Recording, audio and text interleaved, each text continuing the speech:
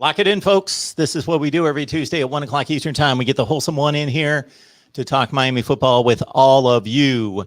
And Wholesome One, how's it going? Great day today. Great day. It's always a great day to be a Miami Hurricane. And we got some recent stuff going on for us. We're getting closer and closer as the days and seconds go by to lining up first Bama. Folks, you know the drill. Leave your comments, your questions, debate topics, anything that you've got for us in the live chat. We will be able to get to that. Obviously, we will make a priority for the Super Chat contributions. Appreciate that. Also, consider Venmo, PayPal, and Cash App. Just search MarkRogersTV and designate that this goes to the Wholesome One and the Miami show right here.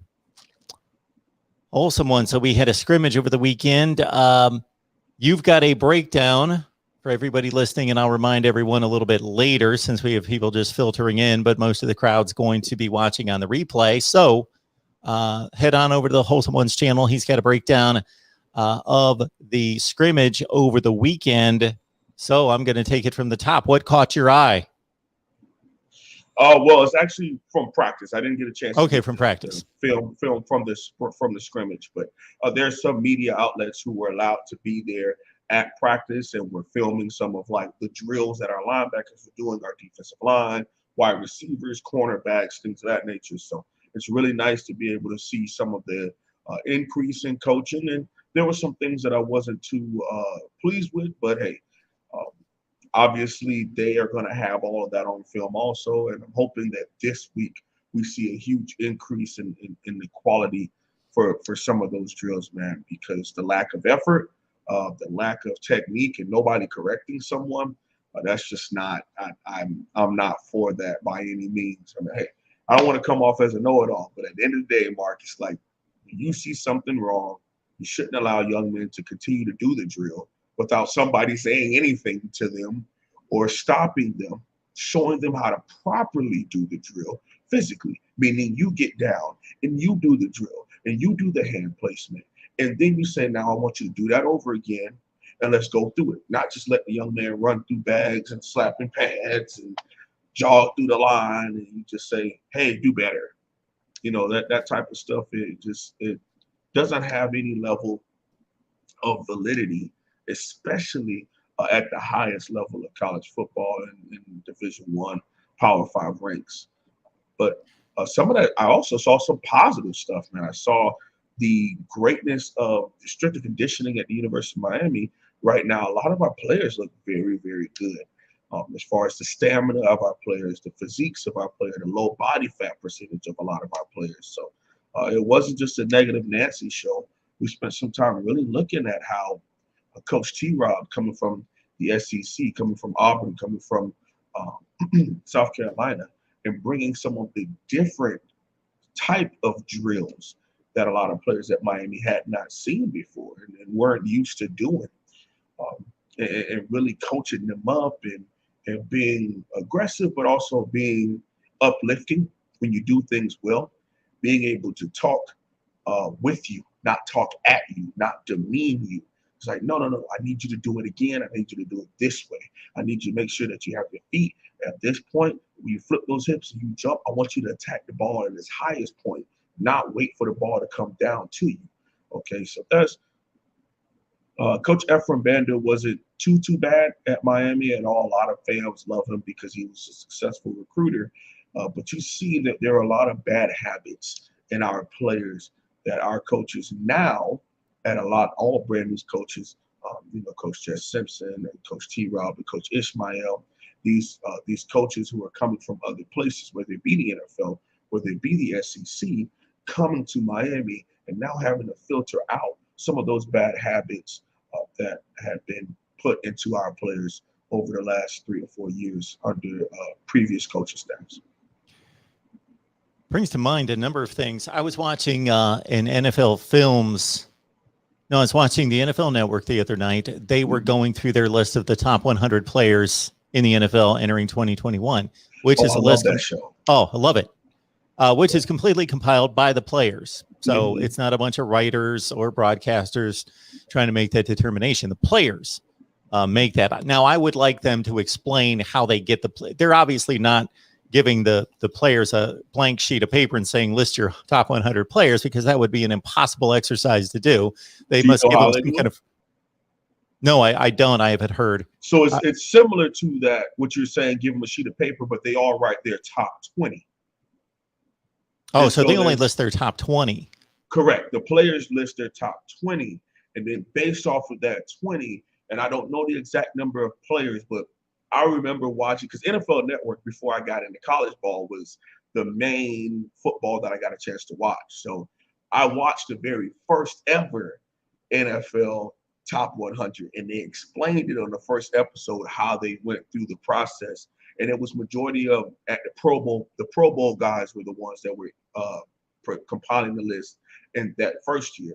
Then it spread to them sending it all over the NFL, and they had all these players write down their top 20 players, and then that's how they compiled it. They took the data from that and then compiled it based on the ratio of how many people had you so high or so low, and then that's how they came up with the 100. That's one way to do it. I was Yeah. going to guess they did it this way, that they compiled maybe the top 300 or what they think are the top 300, so that they at least gave the players, because I just can't imagine that any particular player, that there's obvious choices, Aaron Rodgers, obviously, but then I would just think that you would get a little, not confused, but there's just so many guys to rate. There's 1,600 players in the NFL that for you to just start writing guys down. So they've got some kind of list to go by. Then I would supply them with a list. Anyway, I would supply them with a list and then say, if we've missed somebody, certainly write them in. Anyway, regardless of how they do it, a few things came to mind when you were talking about drills, and you were talking about ingraining the proper technique and the proper work habits that will hopefully carry over to the game. I saw somebody as good as Jarvis Landry, and it might not have been the top 100 players because I don't know where this would have fit into that, but they showed a play from 5 different angles where Jarvis Landry just stood in the middle of the field. I think it was Tyrann Mathieu. I think it was his top 100 selection, but they showed Jarvis Landry. Baker Mayfield was scrambling around. So, they're in scramble mode. Jarvis Landry's like wide open, but he's just standing there. Even a player as elite as Jarvis Landry, the ball's thrown at him, and instead of coming back to the football, like he had all time in the world to make that and, make sure that was going to be a pass completion. He just stood there. So Tyrann Mathieu comes out of nowhere and just right in front of him picks it off. And I thought, I thought he should have been coming back to the football. John Wooden said something, the famous great UCLA basketball coach, in regards to correcting habits on the practice court for him, that sounds similar to what you just said, where he said his simple model was, if you see a player do something incorrectly, then you show them the correct way and say, this is the correct way to do that. Then number 2, this is what you're doing that's incorrect. And then once again, here is the correct way to do it. It's kind of a 3-step process. I like that. I've in my time, the best way I've seen done, especially as a player, was when I had defensive line coaches. And I've had defensive line coaches of various sizes. Okay, when I got to college, dude was like 5'9", but $180. This man had the craziest technique. I mean, based on the offensive lineman's stance, he would be able to tell me what move I should be doing. Like based on he knew from his stance, like his from his kickoff and things of that nature, what he was going to do as soon as he started to kick. And we went over that in film and things of that nature. But when they were able to get down and literally show different ways to put your hand on offensive linemen and how to use their chest plate to control them, how to use the pad when you're coming in and when you're doing a simple club swim over the top, the leverage, actually getting down in 3-point stance and showing how you're supposed to explode out and how that first step is supposed to be out in front of you, not step underneath yourself, because when you step underneath yourself, you're going to naturally stand up. Okay, the best way to continue that bend is when you step in front of yourself. And then now the other foot, your plant foot, now steps in front of that foot. You're gaining ground every time. That's the feet. He would start with his feet. And so all of us are looking down at his feet, obviously. Then he would say, watch my hips. We go from DC, do the same 3 steps, and he'll talk about how to move your hips, how to move those hips. Now, he hasn't moved his upper body at all, but he's telling us what we're supposed to keep our eyes on, okay? Then he would learn how to show us how to move our hips and then move our upper body with our hips and clear our hips, okay? Now we work on our hand placement. So after you get your hands, when you come with that club, we're not just swinging the arm. You need to be having an aim point. When you're swinging and you hit that pad, it's to move the offensive guard away. You're not just hitting this pad that doesn't do anything. So you can't, when you're going through those pads before we actually touch physical players, you need to be hitting them with authority because you want to get used to that muscle memory. When you're swinging that arm, it's a club. It's like a jab. You're coming, boom. You want to come with some force behind it, not just, you want to actually hit these pads because you want your mind, when you move your arm in that motion, you understand I'm hitting a 6'3", 6'4", 320-pound dude. I'm not going to move him just swatting the air like that. Okay, you don't want that memory and creating bad habits physically. And then once you get that club, now, depending on how that offensive lineman reacts, sometimes they'll go backwards, they'll go to the side, and sometimes they're strong enough where it doesn't do anything. What's our next move? Okay, going quickly over the shoulder, not going up like this, like we're swimming and exposing all of this to an offensive lineman who's going to hit you right in the rib cage. Now you can't breathe. So all of those things he would explain to us, coach, and he's passed on now. So, but it was a great. Falvey was a crazy dude. Okay, Coach Falvey, he's a crazy dude, man. Was in the Army and had some screws loose, but great technical coach, man. And then I go through some of these drills yesterday, and I saw some of those same issues. And all I'm hoping is that our coaches see some of these problems and then work on them. I mean, obviously, what they get paid to do is to help these young men grow as football players. Now, the first half of an athlete has already been handled with Coach Feely and Coach Bellamy's strength and conditioning. Now, we got to make them better football players because they look good. They got great stamina, okay? But some of the stuff we were watching yesterday on live, it doesn't look like much coaching has gone on yet. What you brought up with the pads, and this has absolutely nothing to do, for the most part, it was just a funny video that was circulating the first few days of NFL training camp with Jameis Winston. Did you see that? Oh, yeah. Because these were quarterbacks. So these were the guys that are used to the least amount of contact, basically, than anybody, or initiating the contact. And if I remember this correctly, they had there weren't individuals with pads. They had kind of a apparatus set up that they were large pads. And I'm sure somebody like myself, who's only 5'11", 180, that's not used to playing football for the last 30 years of my life, from a contact standpoint, would be difficult to get through. But these were all quarterbacks. This was the quarterback position group, and they all, navigated through with no issue. They're athletes. They boom, boom, boom through the pads, and they were tight, and you had to be somewhat physical and also agile to change body contortion to get through. And then Jameis Winston went through, and for a second it looked like he was going to fall straight on his face. Like he had a serious struggle getting through there. It was kind of that dude is just how he's thought of as one of the best high school, college players of all time. Just blows my mind. That dude's a dork. But anyhow, I actually saw another drill with Jadeveon Clowney, former first overall pick from years ago. He's going through drills, and you can always tell, Mark, when people are blessed. Okay, there's some people who are just blessed with long arms and tall, and you can tell that maybe a coach tried to be technical with them and tried to teach them something, but they're good enough to still make those plays so they don't care. Okay. And you could tell here, I don't even know the last time that dude actually had some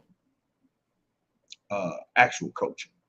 Because man, it was pitiful technique to the point where he's going through the drills. He fell right on his face.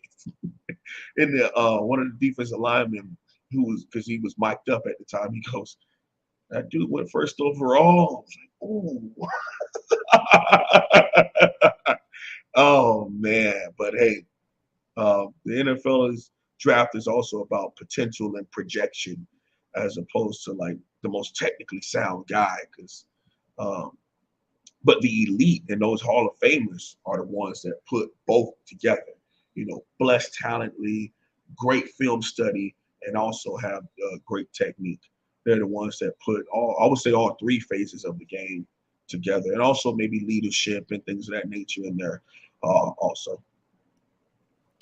Michael Love, appreciate you being here, man. I had a number of people comment in the live chat that they are here for the first time for the live airing on the Live Squad, hashtag Live Squad. So keep in mind, this is our spot right here with the Wholesome One, Tuesday at 1 o'clock Eastern time. So we have needed to switch it up in the last couple of weeks, but we intend on being here Tuesday at 1.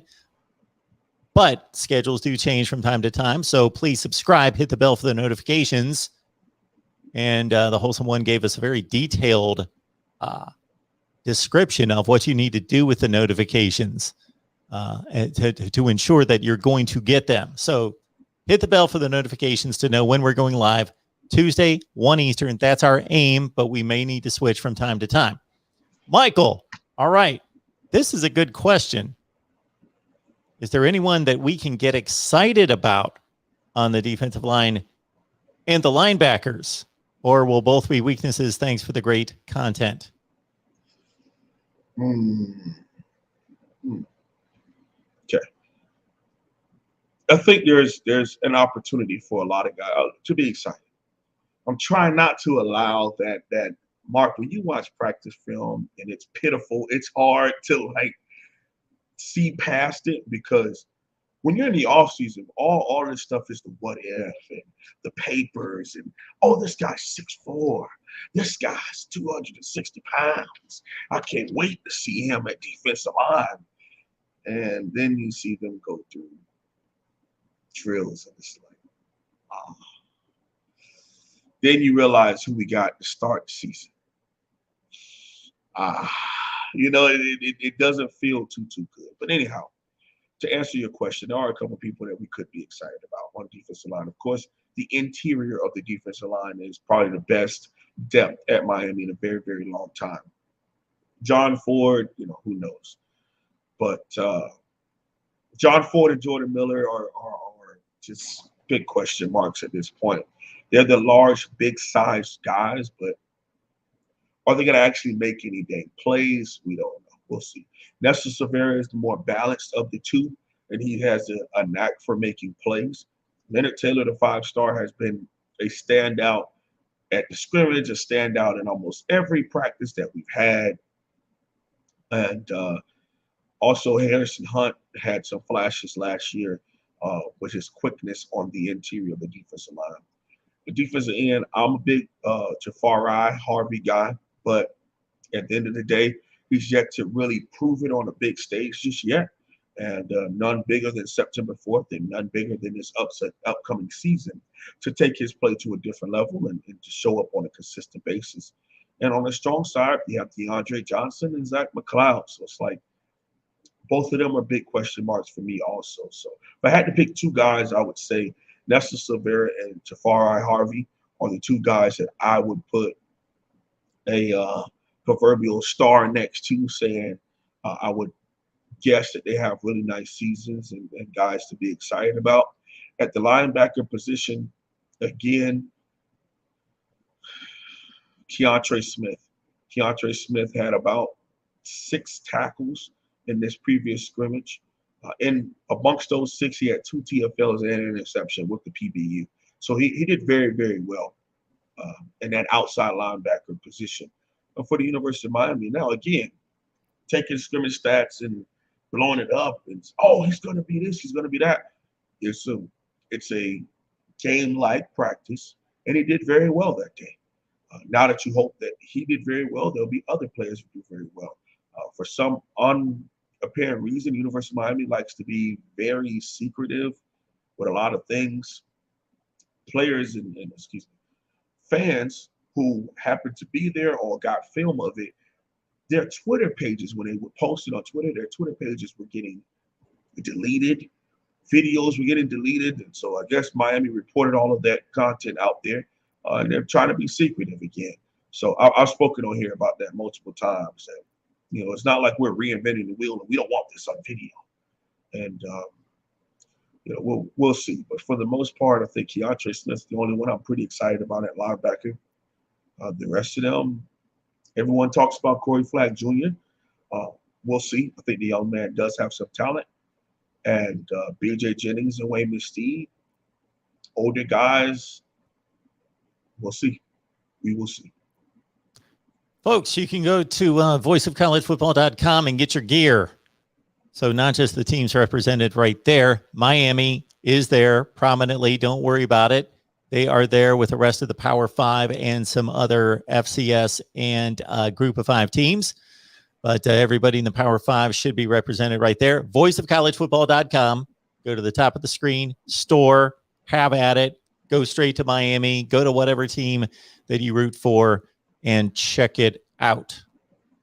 If I can get that thing off the screen. So,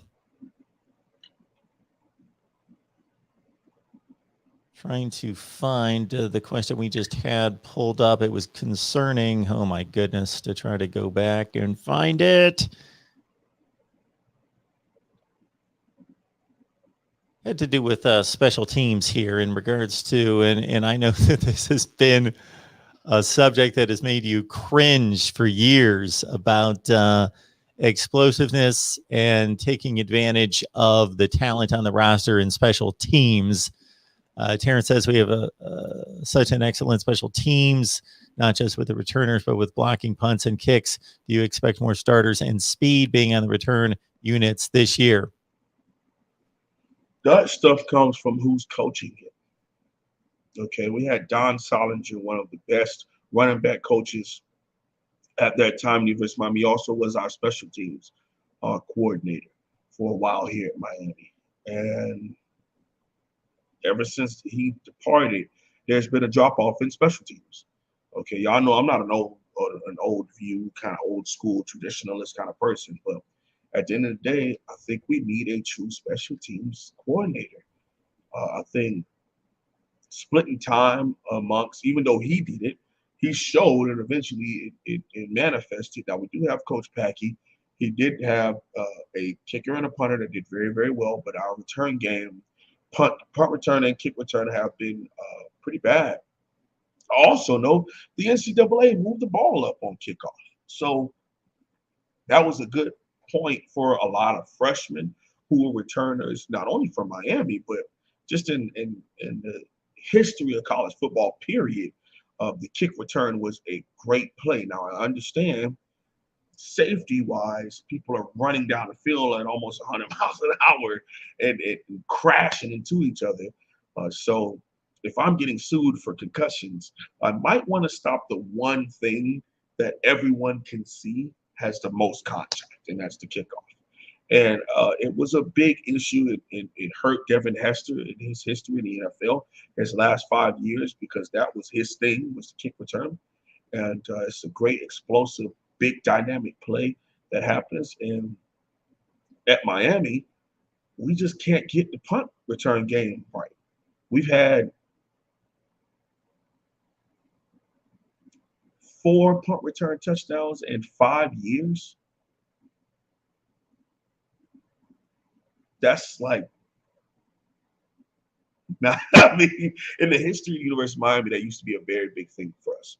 Going back to Mike Williams in the 90s, we also talk about, late 80s, early 90s. I think that's what Coach Williams played.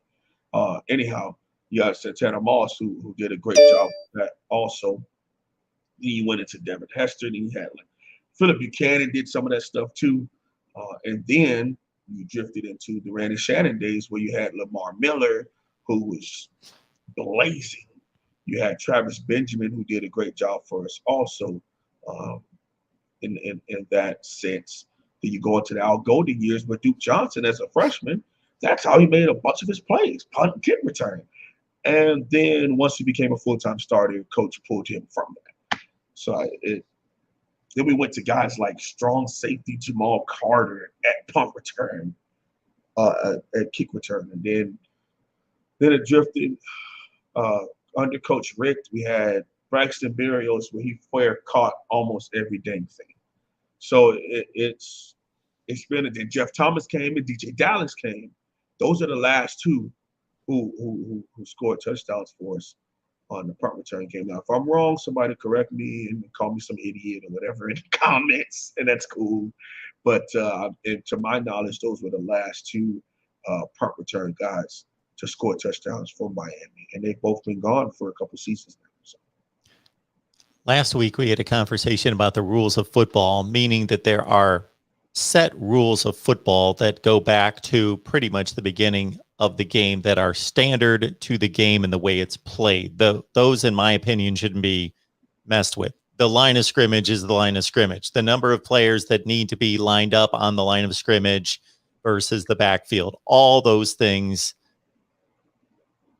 you know, the way out of bounds is treated, all those sorts of things. You could go through a million things. Now, there are nuances to the game that have changed in regards to what is considered holding, what's not considered holding, what's considered pass interference, and what is not, those sorts of things. I have an issue with the kickoff. Now, I know that this was done for the purpose of safety. So this is one reason why I don't have a huge issue with it. But the end zones are treated a certain way because of basically if you cross the goal line and you've got the ball and you're advancing against it, you have scored a touchdown. Or if it's the other way, then that's treated in a certain way. If you maintain possession of the ball, it's a safety if you're being brought down in your own end zone. But if you lose the ball, it's obviously up for grabs. But if it goes out of bounds, there are various rules to determine who gets the football. I don't even agree with that necessarily in terms of touchbacks. But this idea of catching the ball at the 8-yard line as a fair catch and getting it out to the 25-yard line, that completely goes against the way the structure of the game is set up otherwise. Like gaining free yardage, where does this ever apply to anything? Now, catching the ball in the end zone, that's been long established that you're basically determining I'm out of play to a certain extent, and I've chosen to remain out of play. Therefore, we get the ball, what used to be at the 20, now the 25-yard line to help the offense. I don't know why that had to be changed.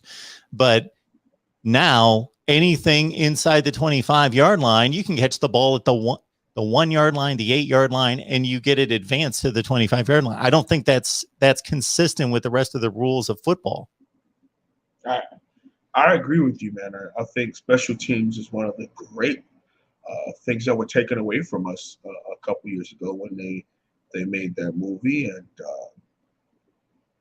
I guess when you make a movie out of something, you start attacking people's dollars and things just change. I do think that some of the ways that it went about reacting to things is just weird. The fact that you could do a fair catch at 8, the 12, the 20, and get it at the 25, like, dude, if you catch it in between these lines, you should be in play for contact. Now, if you catch it in the end zone, go ahead. Unless you want to give yourself up, but you have to get the ball right there. It's just like any this doesn't come up very often, but this is done. You'll see this maybe once or twice a season, maybe because of time circumstances. You can give yourself up. Like a receiver, let's say there's only seconds left on the clock and a team's trying to drive into field goal range. You can catch a pass and you can down it and give yourself up, but you get the ball right there. You don't get to advance it. It's just like a punt. if they're going to do that with kickoff returns, how does that not apply to punt returns? If a punt returner catches the ball at the 10-yard line, that's where they get the ball. Because he gave himself up and he said, I am determining I can't advance the ball. So I just want to secure the catch and we'll take the ball right here. Mm-hmm. But yeah, but back to that special team for Miami. I mean, it was greatness. We've talked about it before here. One of the things that made the Miami and Va-Tech game so must-see TV is that all three phases of the game were going to be used. Okay, Miami special teams and Beamer ball, Va-Tech special teams, because we were some of the ones to have our starters on specials.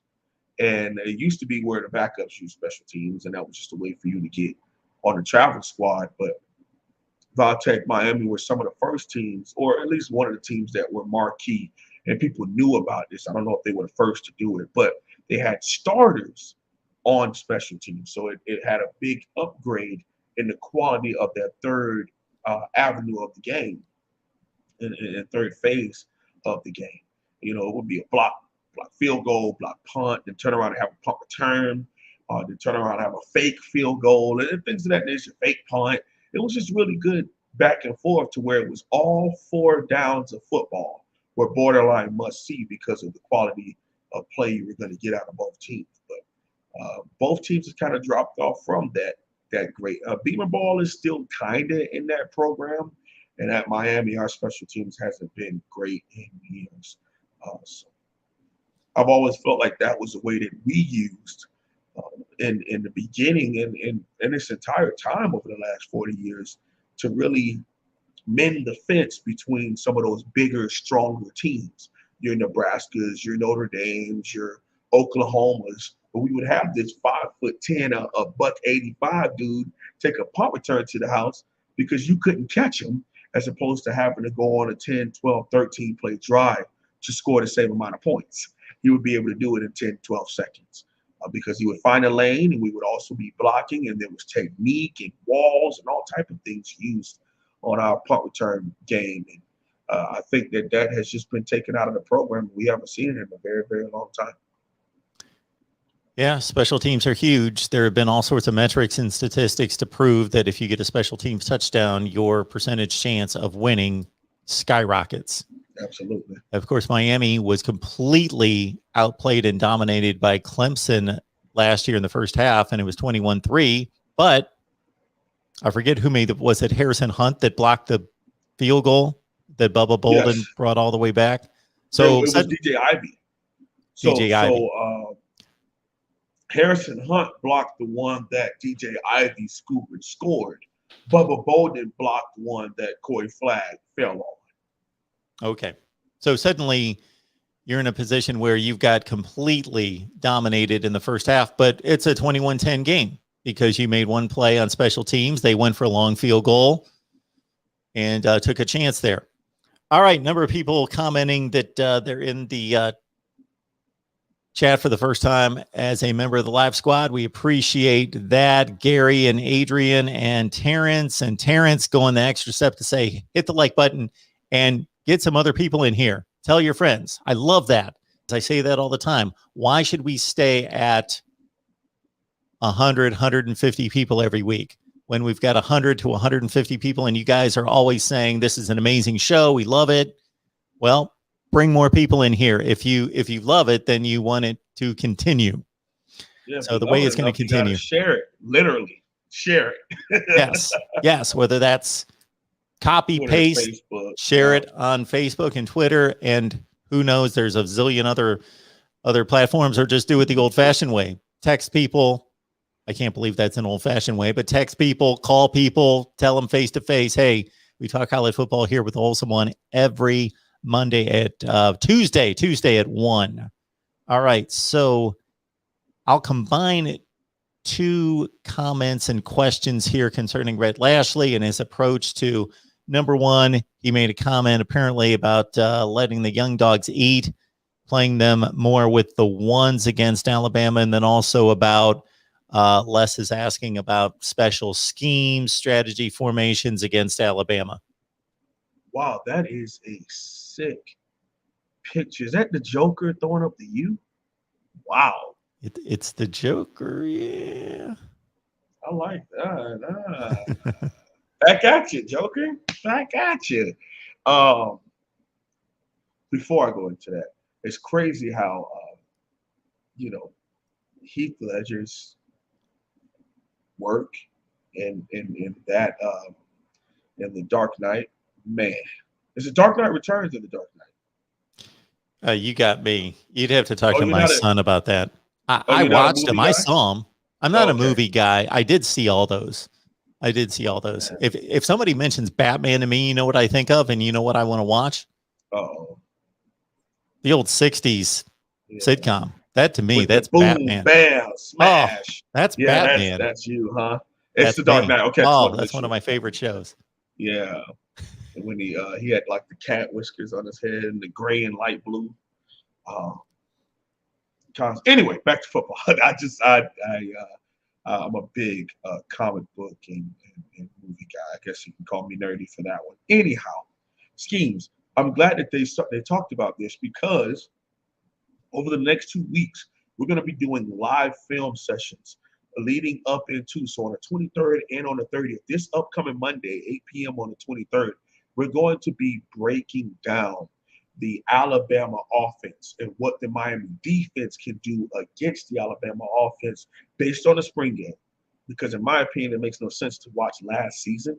A lot of those guys are not on the field. And a lot of those same coaches who were there are either at Texas or at other places because they left with Coach Steve Sarkisian. Okay. So we're going to be breaking down the Alabama spring game, and we're going to be breaking down what Miami can do scheme-wise to the best of our ability, because at the end of the day, they're going to be vanilla because they know that that's the information they give out there to anyone and everyone who can see their spring game and break it down. And then the Monday after that, on the 30th, I'm going to be breaking down the Alabama defense and what the Miami offense can do against the Alabama defense for some success. But just to give a little snippet of what the Miami offense can do. So this Alabama defense is young but not inexperienced. Okay, that's a big question, a big thing. When people say there's just like three avenues: there's young defense, there's inexperienced defense, and then there's young and inexperienced. What that means is you just had a whole bunch of people leave, the young and inexperienced, but the guys who are now going to be starters either got very low snaps last year or little to none at all. Okay, but this Alabama defense was young last year, which is why their defense gave up all these yards and you had all these shootouts and 35 points given up by the defense. But their experience, because majority of those young men, besides their middle linebacker, their number one corner, and their rush three technique, all come back. Okay, they're going to be a very stacked. They say multiple defense is a base 3-4. They also run a 4-2-5 on second and longs, third and longs. They also have a 2-4-5 where they have stand-up edge rush presence, where outside linebackers are in 2-point stances rushing the passer, and their defensive ends move in a defensive tackle. Okay, they are very, very athletic at the linebacker position with 6'2" plus, 230 plus, and they all run sub 4.5. Okay, their plan is basically they take big safeties and move them to linebacker and have them gain weight over time. That's been the formula that Coach Nick Saban, and it really came when he had Pete Golding, who's now defensive coordinator, and Coach Pruitt when he came in for a little stint after Coach Kirby Smart departed for the Georgia job. And then Coach Pruitt left for Tennessee, and then they promoted Pete Golding from within to take over. And he's a younger coach. I think he's about 37, something like that. It's funny for me to say that at 25, young, but in your coaching, in the list of coaching, 10 years still ain't enough. 15 years still is enough. You see a lot of coaches get their opportunities in their 40s. because they've been in it for 20, 22 years and been around the game for even longer than that. Okay, but Coach Golden, in his way, he has sometimes a 3-3-5 stack look because he wants more of an athletic front, shooting gaps and moving, but they already come with the size. Of course, we're talking about Alabama. Okay, they're gonna have these big 6'5", 6'4" dudes. Their body fat percentage is very low. They have some of the best coaching and technicians, but they also come as high 4 and 5-star guys with all this athleticism, and they just put weight on you, and you move closer to the ball as you gain weight. And that's just been the formula that they've been using in Alabama for the last 3 to 4 years. So in my instance, for Miami to be successful, the way that I look at it is, of course, it starts with the offensive line. We must be able to win the point of attack at offensive line and on our defensive line. What I mean by that is the minute that we contact the Alabama Crimson Tide players, it must be on the other side of the line of scrimmage. Okay, we need to have movement where we're gaining ground, whether it be a stretch, whether it be a dive, whether it be a pitch. We need to be able to move these guys backwards. Okay, when we're going down the line of scrimmage on a stretch, we can't have Navon Donaldson step down and that 3 technique is already in that gap because I'm going to you and I'm reaching for your upfield shoulder. We can't have him stab Navon Donaldson at the point of attack and not move. And then now when Cam Harris tries to cut, he runs right into the defensive tackle at the line of scrimmage. We can't have those kind of things. We need to be moving them backwards at minimum for a 2-3 yard gain at all times. Now, obviously, that's a lot easier said than done. So that's what I'm thinking about at the offensive line. Let's go to the running back position. The way I think we can attack these linebackers is if we can climb and get our guys on top of them, whether it be a Jalen Rivers, whether it be a Navon Donaldson or a Corey Gaynor. If we can get and climb to their linebackers, they're very athletic. They got nice size. Okay, but these aren't the 240, 250-pound linebackers of the past. These are 228, 230-pound linebackers. Yes, they're very explosive.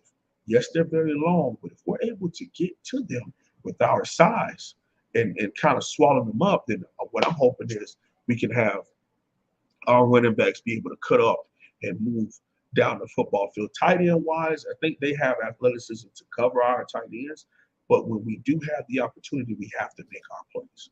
Okay, Will Mallory, if you get open, you got to catch the football. Okay, we can't have times where you got the dropsies. Wide receiver wise, it's a big question mark as to who's really going to go out there. And when you do get your opportunities, they got to make the play. They have to make the play because it's Alabama secondary. Now, that's Coach Saban's bread and butter.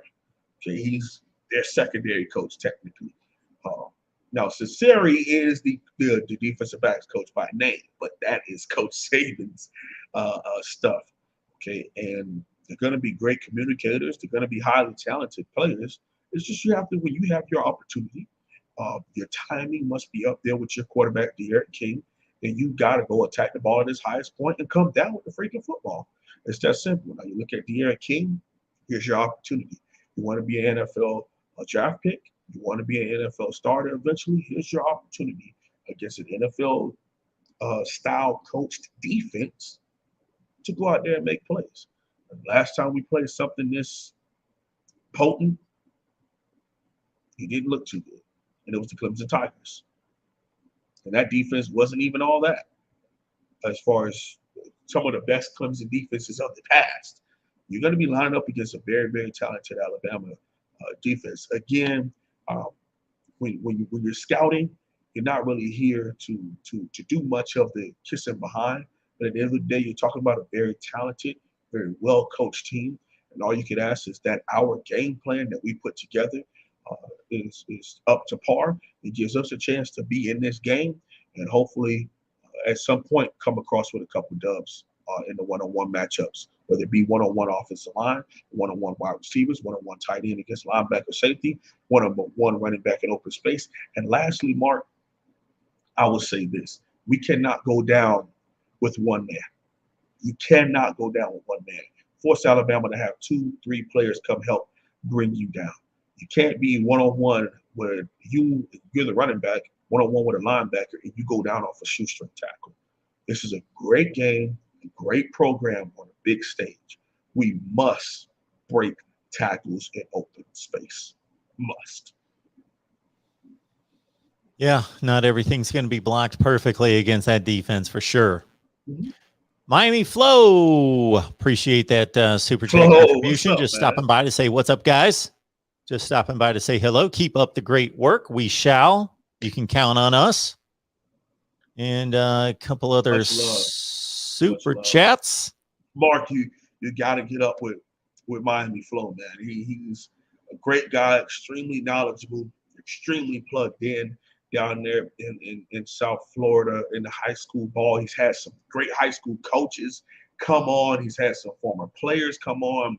I mean, he's been doing an amazing job. Shout out to Miami Flow, and I would love to see him in this seat next to you at some point, man. So, hey, Miami Flow, reach out.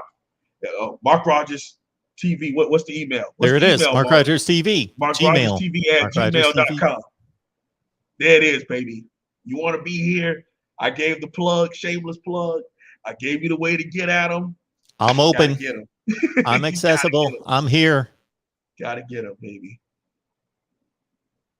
Tariq, thank you so much for that. Appreciate that. Just want to stop by and contribute. Got nothing to say, but we appreciate you just making a big statement by just saying, hey, I'm here to contribute, and I appreciate it. Thank you so much for that. And also, Terrence, thank you so much. Appreciate you so much.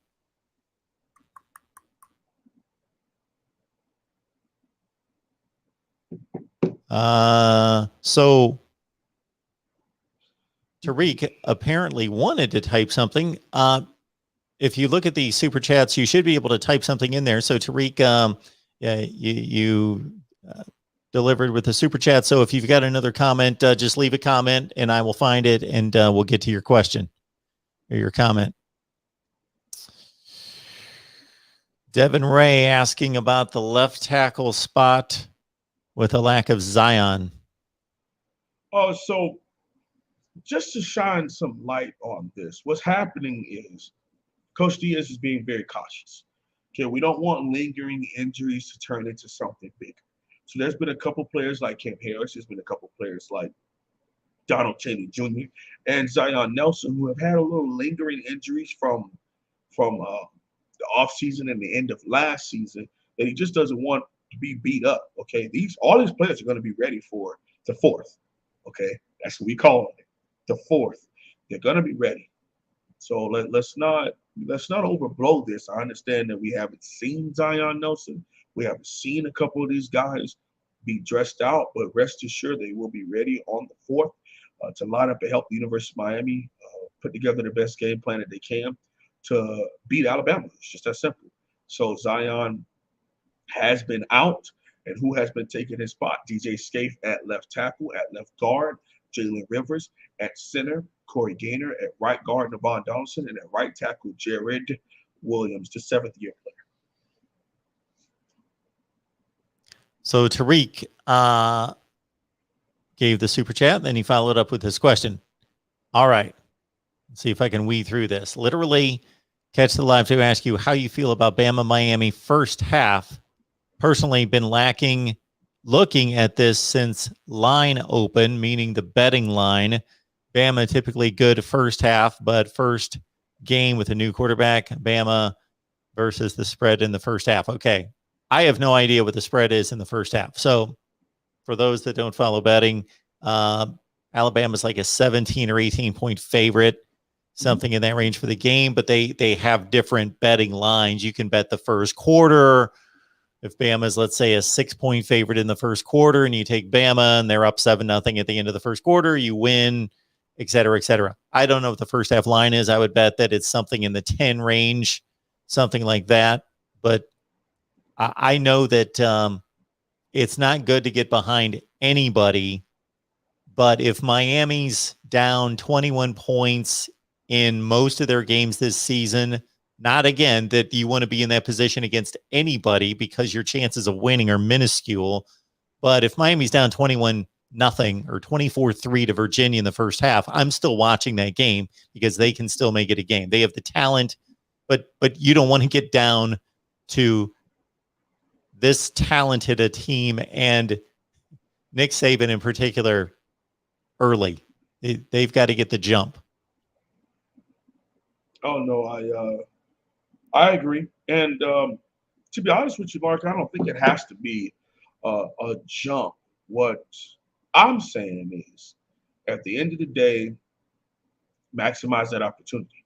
Okay, if that big play, no, Chance Williams isn't a strong side defensive end. He's light in the behind. He's a weak side. Next. Okay. Anyhow, at the end of the day, you got to dog. If you got a chance, and let's say Miami calls a 26 stretch dog, and we block it perfectly, and we shoot that gap. Insert name here, running back name here, cannot go down because one of the Bama players who got cut on the floor hops up and slaps your ankle, and your ankle hits your other ankle. You hit. No. You have to keep your feet. That's what I'm saying. If there's a fade route and you're one-on-one and you're wide receiver so-and-so, and you have that cornerback beat and the safety's coming and you know he's going to smack you, you still got to go up and catch that ball and then protect yourself on the way down. Okay? If you, as a defensive tackle, you get the snap count, you read it perfectly, and you're on that, you're one-on-one, you rip it through that gap, and you got the guard beat, you can't just put a hand on one of the running backs and try to use their jersey and yank them down. No. Complete that rip, settle yourself, wrap up, use your body weight to bring that little man down to the ground. Okay. As a cornerback, let's say the ball got tipped in the air and a linebacker came across and swatted it and a wide receiver's about to jump, high point that thing before he leaves the ground. You leave the ground first and attack the ball high in the air, tuck it away and come protect yourself on the way down because they're going to try to strip you. Whenever those opportunities present themselves, you have to be the one to make it. It's just that simple. It's just that simple.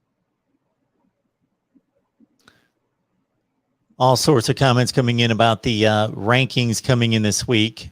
And in addition, the Rod Farva had followed up with a number of the specific writers in the AP poll and where they ranked Miami. There's an Ohio State beat writer that apparently had Miami, according to the Rod Farva, at number 7. An Auburn beat writer had them as low as 25. So this is my thought on preseason polls. Rank the teams wherever you want to. Mm-hmm. Like, I may think you're insane, but if I found out, for example, this may sound completely ridiculous to anybody, but if I found out that, okay, one particular writer ranked South Carolina number 1 and Appalachian State number 2 and Kansas number 3, and they just seem totally ridiculous, you know what? They haven't played a game yet. I don't care where they're ranked. Now, once games are played, there are writers, and in the coaches poll as well, because we both know, Wholesome One, that the coaches don't necessarily fill out the top 25. They hand it to an SID.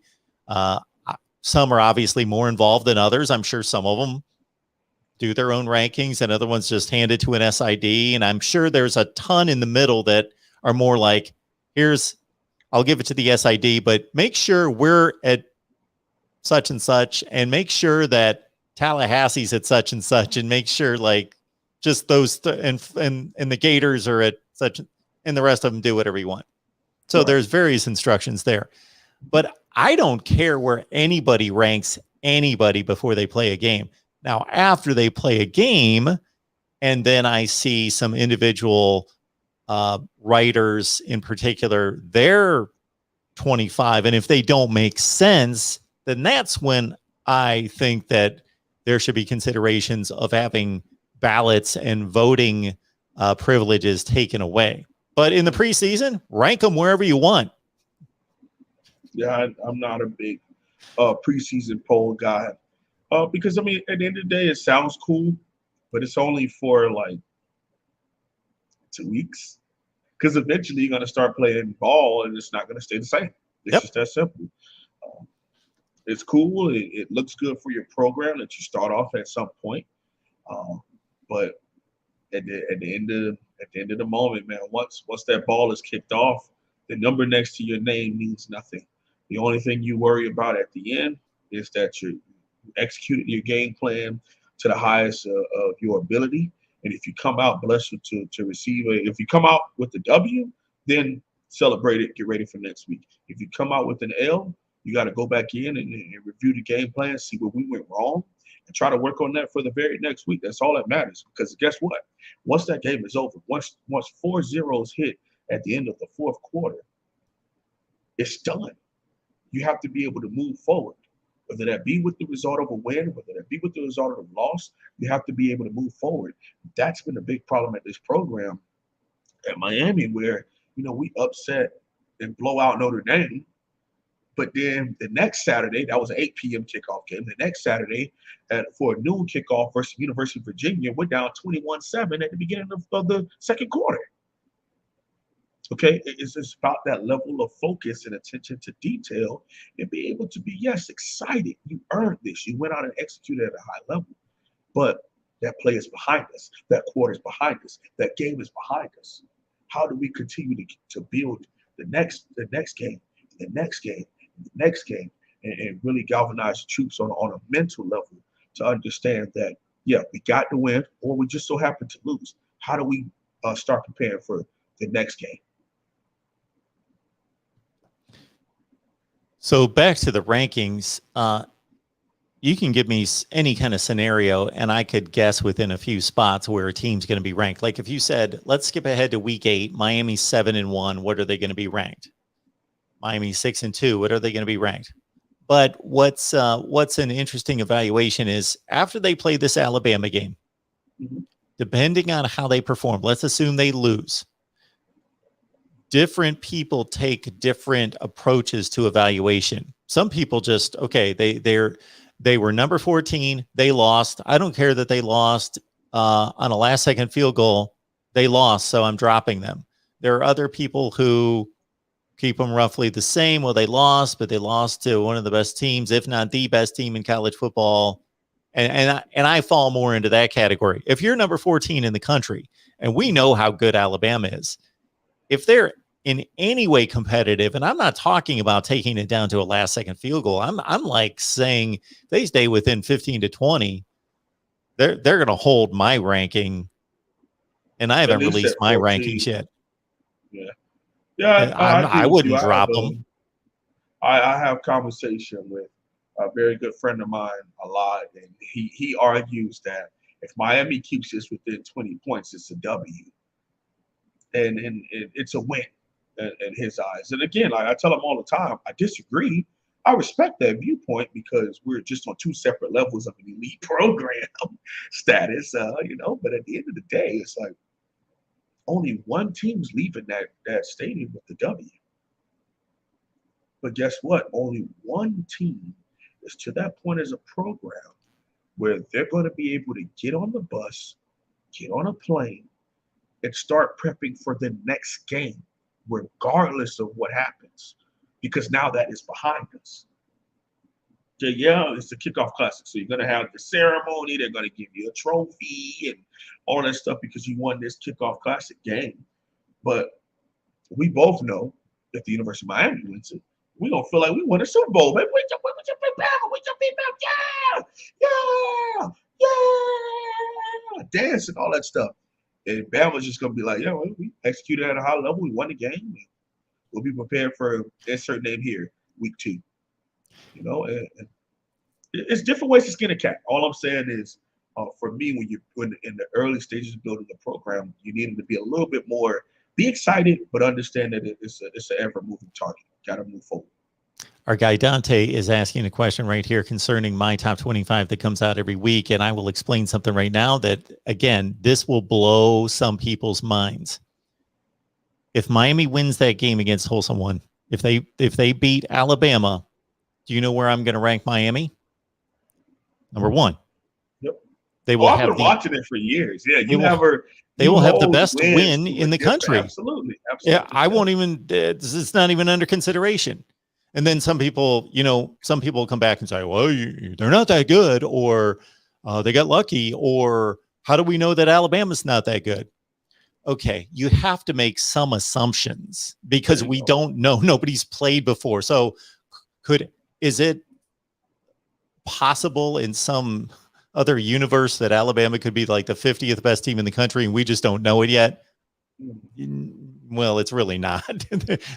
they're one of the 5 best teams in the country. There's no doubt about it. So if Miami wins, they're going to be number 1. Thanks for playing along, Wholesome One. You know the setup there. You know the drill. Oh, Mark, I've been before I sat in this seat, I was a fan. So I know. I appreciate it. I know, Because I've had strange rankings the first couple weeks of the season, like Maryland, 2 seasons in a row, they beat Texas. And so I went through, okay, it's only week 1. Okay, I'm considering that like the 6th best win of the week. Maryland's the number 16 in the country. People, crazy. You think Maryland's the 6th best team in the country? No, I didn't say that. I in no way think that they're the 6th best team, but this is all we've got to go on right now. And when Miami made it as high as number 2 in your top 25, Mark Rogers top 25, we beat Notre Dame back in 27. I don't know if we've ever made number 1, because I think LSU or Bama was undefeated that year, but I think Miami has made it all the way up to number 2. But you were also very critical, which deservingly so, of that play throughout that season. But that comes to mind. Miami made it at least to number 2. All right. Our guy Tabardine. Okay. Yes. I would flip that. I think Miami would lose a closer score, something like that. And at the end of the day, respectable, but giving up 40 points, it'll never feel good. Only scoring 28 points offensively will never feel good. But at the end of the day, again, man, I've just come to the realization, and I've accepted the fact that we'll have to see it come to fruition. We're going to have to line up and play. And I think that this staff and these players want to go out. That's what they came back for. But again, Mark, I keep saying, there's 11 games after this one. Remember that. And Wholesome One, you brought up the scenario of a 20-point loss. See, even when people ask me that question, Mark, what are you going to think of Miami if they lose by 20? I got to see the game. Yeah. There are different ways to lose by 20 points. This game could be tied at halftime. It could be 14-all at halftime. Miami could be playing a great game, toe-to-toe. It could be 21-17 going into the 4th quarter. Still a great game. They're only down 4. And then Bama attacks just the last 10 minutes. Georgia was right there with Bama last year with 7 or 8 minutes left in the game. And Bama beat them by 17. Whoosh, eventually it just kind of wailed. The avalanche could come in the last 10 minutes of the game, and Bama could be up by a touchdown in a very competitive game where I'm thinking Miami's playing their asses off here. But Bama takes it from there and tacks on 3 touchdowns and wins by 24. And they covered the spread. And I'll say, you know what? I'll say, that they caved in the last 10 minutes, but Miami played really well. Right. I will give that a much higher grade than Bama comes out, bam, lowers the sledgehammer, knocks him out in the first quarter, 21-zip. And then it's, the rest of it's just, and then it gets to like 28-3 at halftime, and it's just garbage time back and forth. And Bama just messes around and they win by 17. The finals 28-10 because they just didn't. Yeah, that would hurt. That would hurt pretty bad. And that's why, again, like I said, I talk about how this isn't the only game, but it is the most important. Why? Because it's the first game. The next game is the most important game, and the next game is the Alabama game. Okay? And at the end of the day, you have to go out there and play to a high standard. If you just so happen to lose, but you gave your all and we're just not there yet as a program, and our offensive players and our defensive players, our offensive coaches and our defensive players, the defensive coaches had a great plan. We executed at a high level. We're playing hard. We're giving high effort. We're catching the football. We're blocking well, open field tackling. And they just happen to be better than us that day. That's different. But let's say we're in a whirlwind, like you're saying, Bama gets the ball, and we're down 21-0. And it's the middle of the second quarter. That's it. And although we may come back and lose 28-14, you can say deep down inside at no point did it seem like we could honestly win this game. And that's how I felt last year when I rewatched that Clemson game. It's just sickening to watch. Yeah, Clemson's out here calling schoolboy right, schoolboy left, because they're still working on it was early on in the season. They're still working on everything. Block field goals, fumbles, all type of stuff, and they still win by 30 freaking points.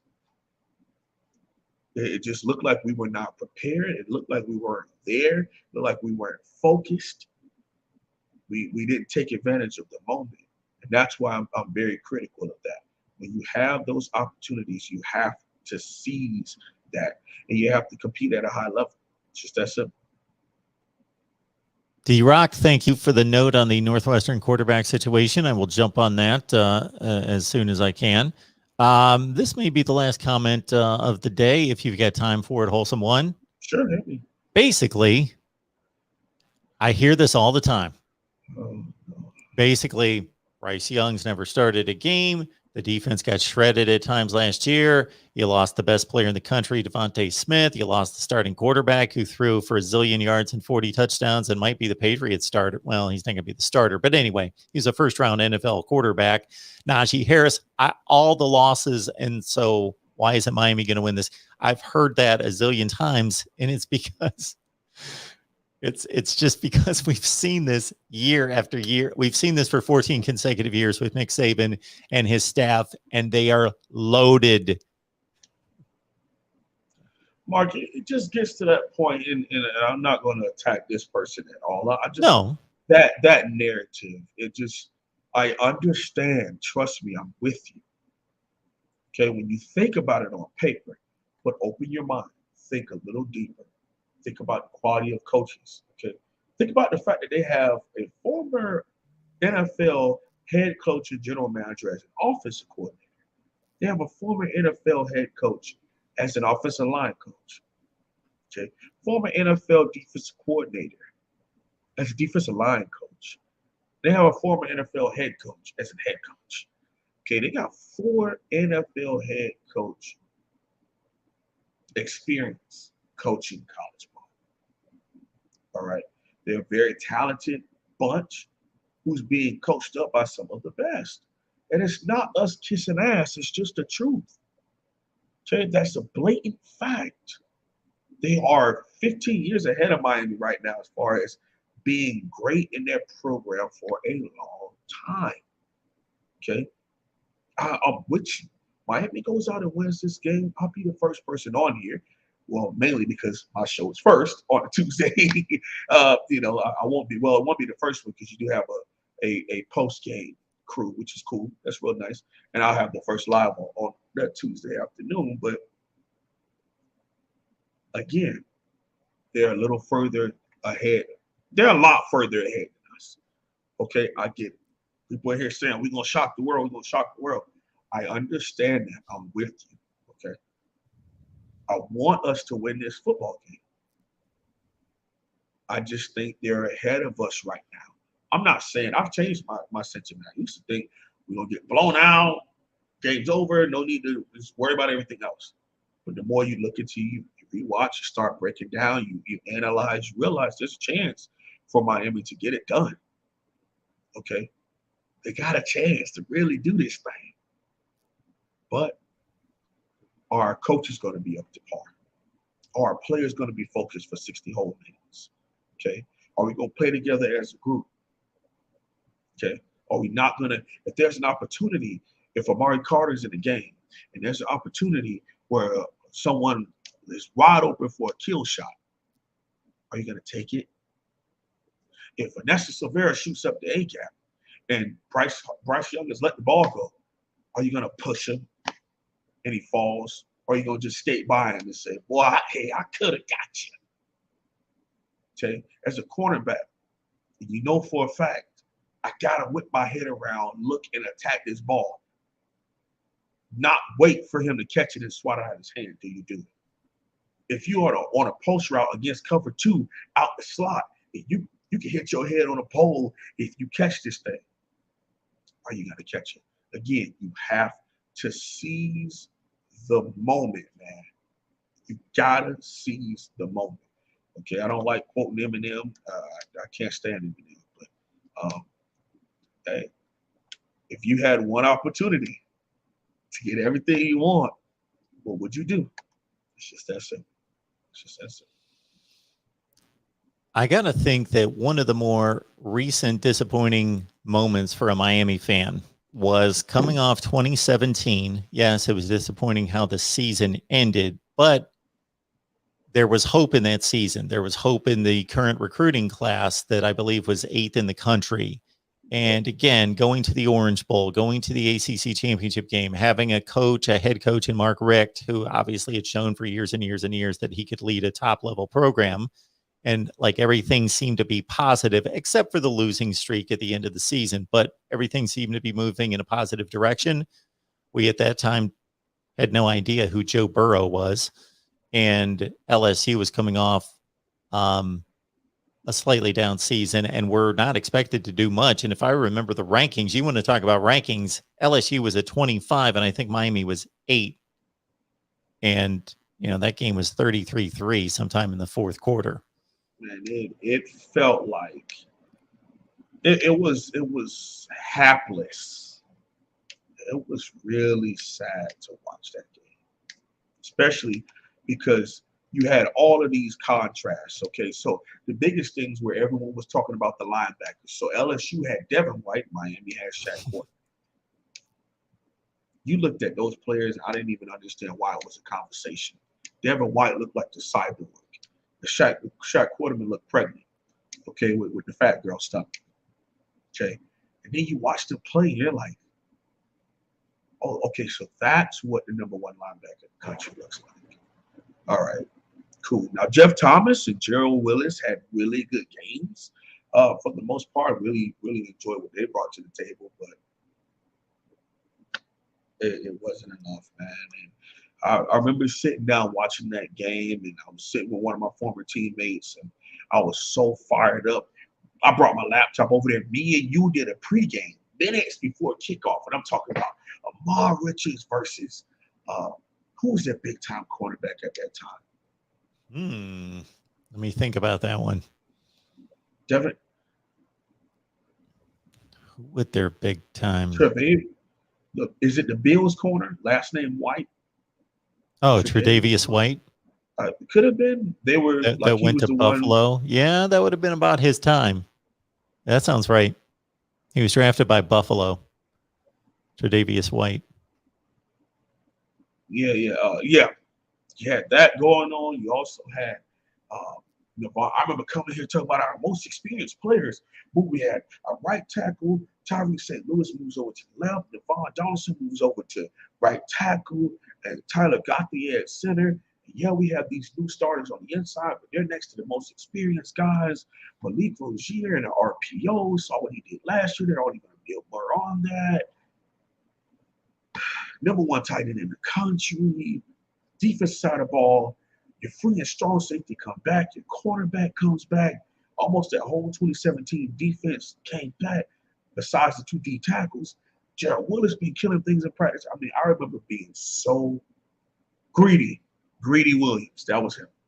Oh, okay. Greedy Williams going at it against Amar Richards. I remember being so excited. In like 7 minutes into that game, you knew. Like, oh man, this does not look good at all. It's just that simple, Mark. And to be honest with you, that's where I get the feeling that I have about this game. It's like, yeah, I'm excited. I'm hoping things come out for us, but this could just as easily turn into that if our coaching is not up to par. The last thing I'll say about this matchup that gives me confidence in on the Alabama side, not that there needs to be much more confidence placed on the Alabama side, but okay, yes, you do have a quarterback who has not played one meaningful snap in college. Yes, he's mopped up a few times. They were up by 25 points. We know what the deal is. All the talent in the world, 5-star. We know the skill set. I can't wait to see him under fire. Can't wait to see him playing snaps that matter. His backup, Paul Tyson, was a top 10 quarterback coming out of high school as well. And Also by all the accounts, grandson of that's right. Paul Bear Bryant. Yep. And by all accounts, obviously, if he's the backup quarterback at Alabama, shoot, the last one was Mac Jones, and he's a first-round pick in the NFL draft. So what tells me something is that Nick Saban, since the national championship game was over last year, said Bryce Young's the starting quarterback. And he was the starting quarterback all through the spring, all through the summer, into fall. And he never, even when the head coach generally knows who the starting quarterback's going to be, he still makes it a competition. And he never wavered, and there was never any doubt Bryce Young's the starting quarterback. Yep, there was no question whatsoever. That tells me a lot. Yep. And at the end of the day, the same thing for us. This is a Miami show. And the same thing for us, baby. From the day that Coach Diaz walked to that podium, and we could barely hear what they have to say because Miami just doesn't. Can we please fix the mic and the audio for interviews? Mark, could you imagine being somebody on hashtag Rewatch Squad and you can't hear the question, all you can hear is my answer? It just doesn't. It doesn't make any sense to me about that. But Coach Diaz, when he came out, the first thing he said was, hey, the only starters on our team right now is Lou Hedley and De'Aaron King. Those are the two, and those are the guys who are really going to give for this program. And we already know at the end of the day, they're the guys. Okay. Again, De'Aaron King has a great opportunity in this game. Him and Coach Rhett Lashley have built a great rapport this offseason. And all we can hope and ask is that he trusts De'Aaron King to go out there and run that offense, man. Run that offense. It's just that simple. I don't want to keep kicking the same old bucket about he called the game. He called the second half of the spring game. It doesn't matter. Does he have the chemistry with our wide receivers? Is his offensive line ready to take that step as a unit, not an individual, as a unit? Can Will Mallory take that step from being tight end number 2 to tight end number 1 and embrace that role? Can Keyshawn Smith and Rambo and Harley and Restrepo and Pope and Warshaw and whoever, and Romello, whoever gets their opportunity out there, can they come out there and give us an opportunity to win this damn game? It's that simple. I can't wait to see the reps given to the wide receivers to see who's on the field. Absolutely. I know the obvious couple off the top that have earned it, but in regards to the 3 and 4 wide packages, I'm with you because I know for a fact one of them has been doing well in the slot. The other guy that we were hoping isn't on the field is getting less and less reps because he still can't catch the damn football. Okay. Man, listen, Mark, I don't get it. I understand it's a focus thing. And confidence is a really hard thing to rebuild, a very hard thing. Once it's down, once it's shattered, it's extremely hard to rebuild. Sometimes I feel like it's just a little too far gone with some players. And I wish them the best. And hopefully, if they ever get an opportunity to get on the field, they take advantage of it. But these young dogs behind them, it's like 6 or 7 of them who are ready to play. And all I'm saying is Coach Rhett Lashley, Coach Rob Likens are not Coach Manny Diaz. And that seniority crap means nothing to them. The best players will play on that sideline of scrimmage. It's just that simple. As the Wholesome One just mentioned, we will have Miami post game after every Miami game right here. And of course, the Wholesome One just did an extensive breakdown of practice footage on his channel. Just posted a live stream, I see, last night as well. So please check out that one with the Wholesome One. And I can't imagine anybody that's listening to me right now, whether they're live, we got about 160 on the line, or the thousands that'll watch later, are not subscribed to the Wholesome One. If you're not, get on over to the Wholesome One's channel and subscribe right now.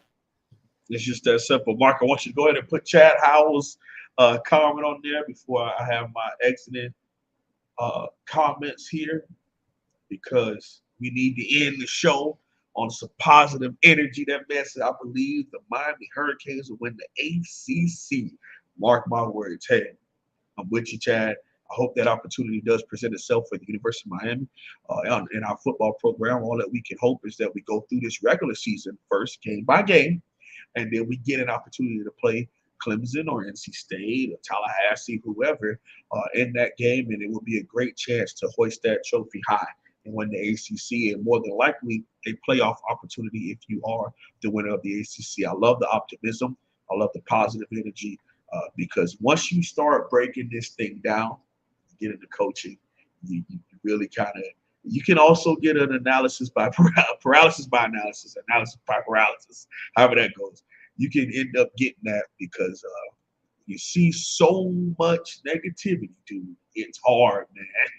It's hard to have that much optimism. So I do envy what you bring to the table. Secondly, in that live, I'm going to crop out that film session, and that's dropping tonight at 8 p.m. So you won't have to go and watch the 2.5-hour version. You can watch the 40-minute version of just the film session, because it's already be cropped, and it will premiere tonight at 8 p.m. Eastern Standard Time. So thank you all so much for the opportunity. Thank you so much, Mark, always for the weekly opportunity to come here, because it is a privilege.